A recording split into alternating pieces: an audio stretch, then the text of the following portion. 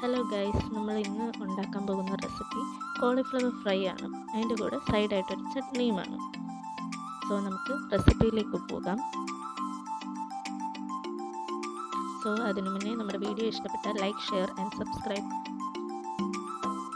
ഇതിനായി ആദ്യം എടുക്കേണ്ടത് കോളിഫ്ലവറാണ്. ഒരു കോളിഫ്ലവറാണ് ഞാനിവിടെ എടുത്തിരിക്കുന്നത്. അത് നന്നായിട്ട് വേവിച്ചെടുക്കാൻ വേണ്ടി ഒരു 2 മിനിറ്റ് തിളച്ച വെള്ളത്തിൽ ഇടുക. അതിനുശേഷം കുറച്ച് ഉപ്പ് ആഡ് ചെയ്യുക. ഉപ്പ് അതിനകത്ത് പിടിക്കാൻ വേണ്ടിയിട്ടാണ്. അതിനുശേഷം 2 മിനിറ്റിന് ശേഷം ഇത് കോരി മാറ്റി വയ്ക്കുക. അതിനുശേഷം നമ്മൾ ബാറ്റർ തയ്യാറാക്കണം. ഇത് കോരി മാറ്റി വെച്ചതിന് ശേഷം ഇഞ്ചി വെളുത്തുള്ളി പേസ്റ്റ്, മുളക് പൊടി, മല്ലിപ്പൊടി, പിന്നെ കുറച്ച് കുരുമുളക് പൊടി, മഞ്ഞൾപ്പൊടി, 2 ടേബിൾ സ്പൂൺ കോൺഫ്ലവർ, പിന്നെ കടലമാവ്, ഇത്രയും ചേർത്ത് നന്നായിട്ടൊന്ന് മിക്സ് ചെയ്യുക.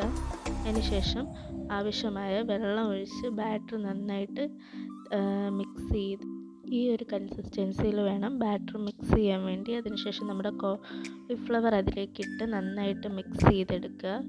എണ്ണ ചൂടാക്കാൻ വെച്ച് അതിലേക്ക് കുറേശ്ശെ ഇട്ട് കൊടുത്ത് ഫ്രൈ ചെയ്തെടുക്കുക.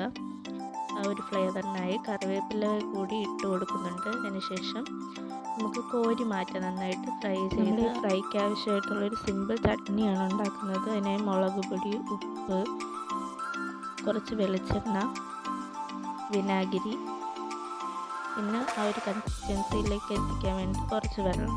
ഇത് സിമ്പിളായിട്ട് ഉണ്ടാക്കുന്ന ഒരു ചട്നിയാണ്. ചട്നി ഡീറ്റെയിൽ ആയിട്ട് ഞാൻ അടുത്തൊരു വീഡിയോ ഇടുന്നുണ്ട്. Okay, bye bye.